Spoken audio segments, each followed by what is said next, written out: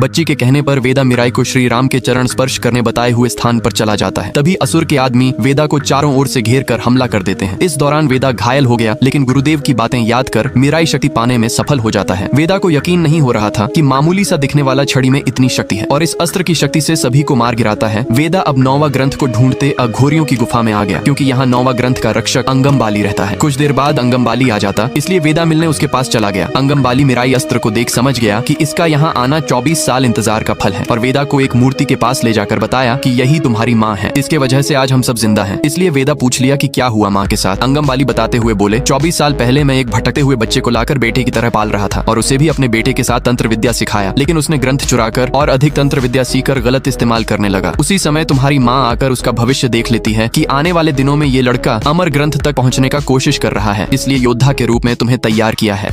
वेदा के इंतजार में असुर शक्ति महावीर रामा अपने शक्ति का प्रकोप पूरे शहर में फैला चुका था। असुर शक्ति के प्रकोप से लोगों की सांसें रुकने लगी। वेदा को पुलिस पकड़ने की वजह से वेदा कुछ नहीं कर पा रहा था, लेकिन उसी समय असुर के आदमी आकर वेदा पर हमला कर देते हैं। इस दौरान लड़का ने बताया कि ट्रेन बिना ड्राइवर का चल रहा है, तुम्हारी मौत तो निश्चित है। इधर असुर शक्ति महावीर रामा आसुरी अस्त्र से ब्रिज को तोड़ देता है, इसलिए वेदा ट्रेन के इंजन में जाकर रोकने की कोशिश करने लगा, लेकिन वेदा को समझ में नहीं आ रहा था। ट्रेन में सैकड़ों लोग सफर कर रहे थे और ट्रेन खाई के करीब पहुंच चुका था। तभी एक पुलिस वाला वेदा को मीराई अस्त्र दे देता है, इसलिए वेदा अस्त्र की शक्ति से ट्रेन को रोकने लगा। कुछ देर बाद ट्रेन रुक जाती है, लेकिन अभी भी वेदा के आगे सबसे बड़ी मुसीबत असुर शक्ति महावीर रामा खड़ा था। अब दोनों में युद्ध शुरू हो जाता है, लेकिन वेदा असुर शक्ति के आगे टिक नहीं पा रहा था। उसी समय युद्ध के दौरान वेदा खाई से नीचे गिरने लगा। तभी गरुड़ महाराज आकर वेदा को बचा लेता है। इसी वक्त असुर महावीर रामा छल से ग्रंथ को छीनकर ग्रहण करने लगा। मीराई की शक्ति भी असुर शक्ति कवच को तोड़ नहीं पा रहा था।